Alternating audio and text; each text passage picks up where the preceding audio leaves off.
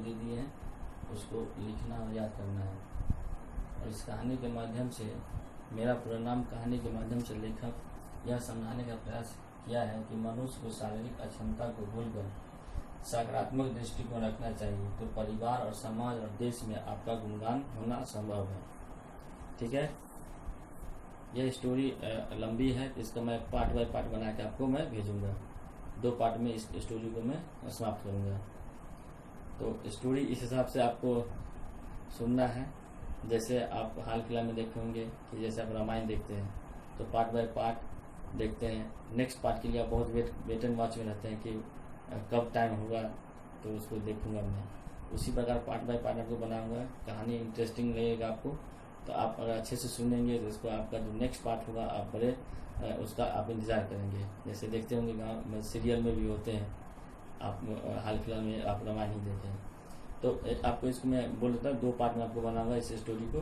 जो पहला पार्ट आपको मैं बताऊंगा और आप गौर से सुनेंगे कि लोगों का जो क्षमता, शारीरिक अक्षमता होने के बावजूद भी लोग में ड्रिंक शक्ति और इच्छा होगी तो लोग कहीं से कहीं पहुंच सकते हैं, कुछ भी कर सकते हैं और समाज में उसका भी इज्जत। इसलिए इसमें है मेरा पूरा नाम। इस चैप्टर के माध्यम से आपको समझ में आना चाहिए कि लोगों का जो नाम है वो नाम फेम ही होता है।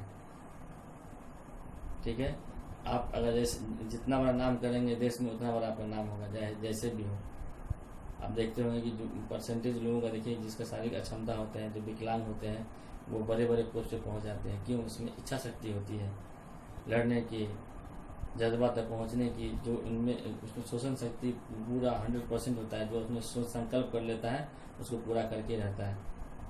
ठीक है, इसमें यही दिखाया गया है। ये बच्चे जो है स्कूल जाते हैं, उसको कितनी परेशानी होती है समाज में, परिवार में, उसके बावजूद यह इस बच्चे ने अपना नाम रोशन किया। ठीक है, तो इस चीज़ को अवॉइड करना होता है लोगों को कि हमारे में क्या कमी है वो नहीं देखना है, हमारा संकल्प क्या है वो समझना है।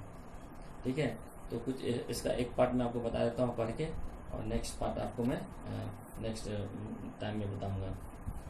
और इसका एक पिक भी आपको मैं व्हाट्सएप पे भेज दूँगा इस कहानी का। चैप्टर 2 में है कि मेरा नाम। ठीक है, आज सुबह से मीना की आंख में बार बार आंसू भर आते हैं। उसका एक लड़का होता है और उस लड़के के बारे में बहुत चिंतित रहती है माँ कि न जाने इसका क्या होगा फ्यूचर में आगे। उसके फ्यूचर के लिए उसकी माँ बार बार उसके आंख में पानी आ जाते हैं। रह रह कर उसके वह दिन याद आ रहा है जब वह पहली बार स्कूल गई थी। उसकी माँ जब स्कूल गई थी तो वो सारा जो सिचुएशन है उसको याद करती है, क्योंकि उस समय वो ठीक थी, फिर भी उसके साथ परेशानी होती थी। क्योंकि देखिए स्कूल में क्या होता है, हर परिवेश के बच्चे आते हैं। स्कूल में क्या होता है कि आप टीचर से भी कुछ सीखते हैं, उनका भी संस्कार सीखते हैं। यहाँ पे जो बच्चे होते हैं उसका भी संस्कार सीखते हैं, और जो बच्चे उड़न होते हैं, जो बदमाश होते हैं, जो आपके संस्कार को सीख कर ठीक होते हैं। तो स्कूल का नाम ही है कि संस्कार सीखना और सिखाना। तो उनको याद है, उसकी माँ को याद है वो दिन, इसलिए वो चिंतित है। कितना उत्साह था, कितनी प्रसन्नता थी उसे स्कूल जाने में। नए नए कपड़े, नई नई पुस्तकें और नया नया शानदार बस्ता, सब कुछ उसे अपनी गुड़िया से भी अधिक प्यारा लग रहा था। उसके साथ उसके माँ और पापा भी कितने प्रसन्न थे, बार बार उसे कितनी बातें प्यार से समझाते। स्कूल में कैसे बात करना है, अध्यापिकाओं और सहपाठियों से कैसा व्यवहार करना है, मेहनत से पढ़ना है और ध्यान से सुनना है। बार बार न जाने कितनी बातें उसे ऐसी अच्छी तरह याद है जैसे कल की बातें हो।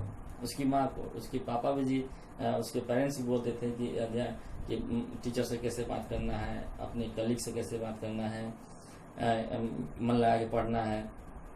जो आपको भी पेरेंट्स सभी पेरेंट्स यही सोच के भेजते हैं कि हमारे बच्चे बदमाशी न करे, मन लगा के पढ़े। जो उसका एम है, जो पहले आपसे ज़्यादा आपके पेरेंट्स का एम होता है कि मेरे आप पे क्यों गार्जियन परेशान रहते हैं, आप पे खर्च क्यों करते हैं, ताकि मेरा नाम रोशन करे, अपना नाम रोशन करे, उसका जीवन अच्छा से बीते।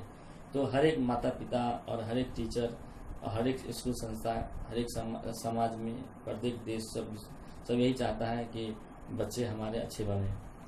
माँ बार बार उसे उत्साह से उसके पापा से कहती थी, देखो मीना के स्कूल में सब बड़े बड़े आदमियों कि बच्चे पढ़ते हैं, उसके लिए भी बढ़िया बढ़िया कपड़े लाना।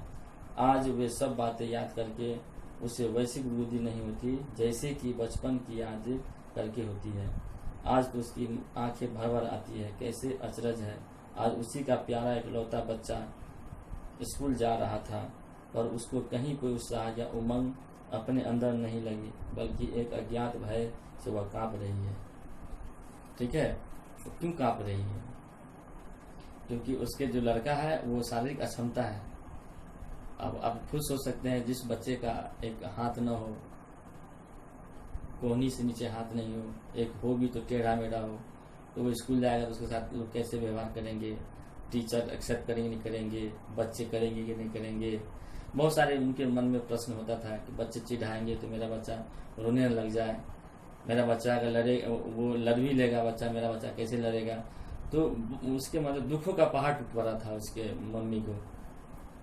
मतलब बहुत सारे बुरी कल्पना सब आती रहती थी उनके, उसका मतलब कांप उठा था, न जाने कैसी बुरी कल्पनाओं से उसका मन बेचैन था। तभी अनुपम स्कूल के लिए तैयार होकर आ गया।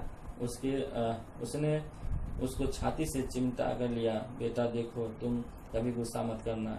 उसकी माँ समझा रही है अपने बेटे को, चाहे तुम्हें कोई कुछ भी कहे, चाहे कितना भी चिढ़ाए, पर तुम बस मुस्कुरा देना, समझे बेटा। बहुत मतलब माँ बहुत विचलित थी, बहुत चिंतित थी, बहुत परेशान थी कि न जाने मेरा बेटा स्कूल जाएगा तो क्या होगा। अनुपम मुस्कुरा दिया। क्यों माँ, मैं क्या कभी गुस्सा करता हूँ?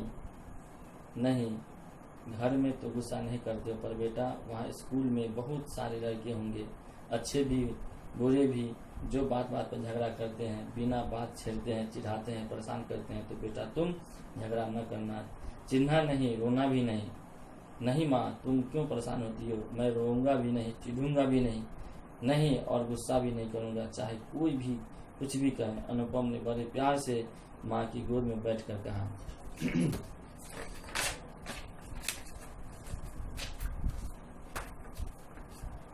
अनुपम बड़ा सुंदर प्यारा बच्चा है। इस समय उसकी आयु लगभग 10 वर्ष की है और आज वह पहली बार स्कूल जा रहा है। बड़े ध्यान से सुनेंगे, बहुत झकझोर देने वाली कहानी है। इससे आपको भी सीख मिलेगी कि आपके स्कूल में भी, आपके समाज में भी कहीं भी इस तरह के बालक मिले, बच्चे मिले तो अभद्र व्यवहार नहीं करना, उसके साथ सामंजस्य, उसका सहयोग वाली भावना रखना होगा। अभी तक मास्टर जी से घर पर ही पढ़ता रहा। वो बच्चे जो थे, उसकी माँ डरती थी कि कहीं मेरा बच्चा स्कूल जाएगा तो उसे परेशान न करे, इसलिए वो घर पे ट्यूशन लगा रखी थी। फिर भी लेकिन घर पे रहने से आपका सामाजिक विकास नहीं हो सकता है, आपका मोरल विकास नहीं हो सकता है। देश क्या है आप नहीं समझ सकते हैं। हर एक बड़े से बड़े महापुरुष हो या तपस्वी हो या महान नेता हो, लीडर हो, वैज्ञानिक हो, इंजीनियर हो, डॉक्टर हो, सभी को स्कूल आना पड़ता है और स्कूल के संस्कार को सीखकर जो जैसा संस्कार सीखता है वो ऐसा आगे पहुंचता है। तो अब चाहे घर में कितना भी पढ़ ले, वो पढ़ाई नहीं हो पाती है लोगों की, आपको स्कूल आना ही पड़ता है। तो आप सोचेंगे कि सर आप तो अब घर पे ही पढ़ा रहे थे, ये तो संकट है, महामारी है, तो कुछ दिन का है ये कष्ट। लेकिन सभी बच्चे तो आप अभी 8 क्लास का है तो आप 8 साल से स्कूल में पढ़ रहे हैं, ठीक है ना। आप खुद अनुभव कीजिए कि आज 2 महीने से आप घर पे हैं तो क्या अनुभव हो रहा है। लोगों से नहीं मिल जुल रहे हैं, आपके मन में बहुत सारे चिड़चिड़ापन आता होगा, माइंड फ्रस्ट्रेशन में होगा। फिर भी क्या करेंगे, महामारी है, इसको लेके चलना है, कुछ दिन की बात है। लेकिन स्कूल ही एक ऐसा साधन है जिसके माध्यम से ही लोग क्या होंगे, बड़े से बड़े लोग बन जाते हैं, पढ़ने में बड़ा तेज। और उसका मास्टर जी उसकी बुद्धि की सदा तारीफ करते हैं। उन्हीं के जोर देने पर, समझाने पर आज स्कूल भेजा जा रहा है। उसकी माँ जो ट्यूशन वाले टीचर हैं वो भी चाहते थे कि ये बच्चे स्कूल जाए, वो बहुत मोटिवेट कर रहे हैं इस गार्जियन को। उसकी माँ मीना तो उसे भेजने को तैयार ही न होती थी। उसको अनुपम उनके स्कूल भेजने की कल्पना से डर लगता था। कल्पना बताए हुए, कल्पना का कोई हाथ पांव नहीं होता है, आप कुछ भी सोच सकते हैं, समझ रहे ना। आपको मैं बार बार कल्पना के बारे में पूरा प्रभाषित कर चुका हूँ स्कूल में, क्लास में, कि कल्पना क्या चीज होती है। कल्पना का कोई हाथ पांव नहीं, तो कुछ भी सोच सकते हैं। तो सोच रही थी उसकी माँ, डर रही थी। पर अब कब तक उसे घर पर रोका जा सकता है, कब तक घर पर पढ़ सकता है। बाहर के बच्चों के साथ मिलेगा नहीं तो उसका पूरा जीवन पार नहीं लग सकता है, समझ गए। तो सभी के जीवन में स्कूल होना अनिवार्य है। और इस संशय या भय के पीछे एक कारण था कि अनुपम के बायां हाथ तो कोहनी से ऊपर था ही नहीं और दाहिना हाथ था तो कुछ टेढ़ा था। इस टेढ़े हाथ से लिखने में आरंभ में बहुत मेहनत करनी पड़ती थी, पर अब वह बिल्कुल आसानी से जल्दी जल्दी लिख लेता और इसलिए मीना डरती थी कि सब लड़के उसके बच्चे को चिढ़ाएंगे, नकल उतारेंगे और संभव है मारे भी। पर बेचारा न तो मारपीट उसके साथ कर सकता है, न अपमान का बदला ले सकता है। अगर कोई विकलांग है और अगर उसको कोई मारे तो क्या होगा? न वो मारपीट कर सकता है, न उससे बदला ले सकता है। बस यही चिंता सताती थी उसकी माँ को। बस सिवाय रोने और दुखी होने के उसके पास कोई चारा नहीं रहेगा। जब अनुपम का जन्म हुआ तब मीना उसे देखकर बहुत रोई थी। उसके पति अशोक वर्मा भी बहुत दुखी थे, पर उसकी माँ ने उसे दोनों को समझाया, रोती क्यों हो बहू, देखो बच्चा कितना प्यारा है, यह तो दुनिया में नाम करेगा, इसे भगवान का वरदान समझो। यह अनुपम है और उसका नाम अनुपम उन्हीं ने रखा था। इसलिए मैं होमवर्क में दिया हूँ कि अनुपम का अर्थ क्या होता है, आपको बताना है। अनुपम के बारे में कम से कम 5 लाइन आपको लिख के मुझे दिखाना है। आपको अनुपम के बारे में मैं कुछ नहीं बताऊंगा आपको अनुपम क्या चीज होता है। आपको कल इसलिए आपको होमवर्क दिया मैं अनुपम के बारे में, ठीक है। अनुपम क्या चीज है। अनुपम अपने पापा के साथ स्कूल गया। स्कूल बाहर से ही बड़ा सुंदर लग रहा था। अनुपम को बड़ा अच्छा लगा। बहुत सारे लड़के एक जैसी ड्रेस में इधर उधर खेल रहे थे। उसको आश्चर्य हो रहा था कि इतनी अच्छी जगह है जहाँ इतने सारे साथी हैं।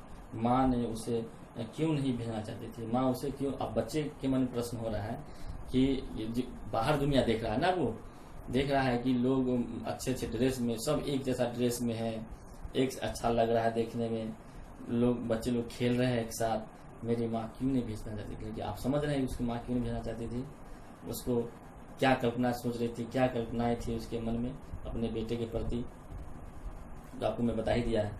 अनुपम के हेड मास्टर ने उसकी एक छोटी सी परीक्षा लिखने और पढ़ने के लिए प्रसन्न होकर उसका दाखिला 6ठे दर्जे में कर लिया गया। चापरासी उसे दर्जे पहुंचा दिया। अनुपम के पापा घर चले गए। जब वह नई कक्षा में पहुंचा तो सारे लड़के खूब शोर कर रहे थे और उधर उधर डेस्कों पर और बेंचों पर कूद रहे थे। एक दो लड़के बोर्ड में टेढ़ी मेढ़ी तस्वीर बनाने व्यस्त था। एक महाशय मास्टर साहब की मेज पर बैठे जोर जोर से कुछ चीख रहे थे। ऐसा लगता था जैसे ढेर सारे बंदर किस जंगल से लाकर कक्षा में छोड़ दिए हों। अनुपम को दरवाजे पर खड़ा होकर देखकर परेशान लड़के एकदम चुप हो गए। फिर एक खिलाकर हंस पड़े और एक शैतान सा लड़का उसके पास गया और बड़ी अदा से उसका हाथ पकड़कर बोला, ओह, आपका यह हाथ तो बहुत सुंदर है। देखिए कितना कटाक्ष कर रहा है। यह तो आपका हाथ बहुत सुंदर है। कहिए किस अजायब घर से छूटकर चले आ रहे हो। देखिए कभी भी किसी का अपमान नहीं करना चाहिए, स्पष्ट बोलना चाहिए। स्पष्ट क्या बोला है इसको समझ रहे हैं आप। हाथ नहीं है तो बोला बड़ा खूबसूरत हाथ तुम्हारा। उनको हक्का बक्का रह गया। ऐसी बातें उसने कभी सुनी थी नहीं। वह आंख फाड़े कभी एक को देखा, दूसरे को देखा। अब सब लड़के उसके चारों ओर घेर कर खड़े हो गए। ठीक है, अब उसके बाद क्या होता है आपको मैं नेक्स्ट पार्ट बनाऊंगा, उसे बताऊंगा।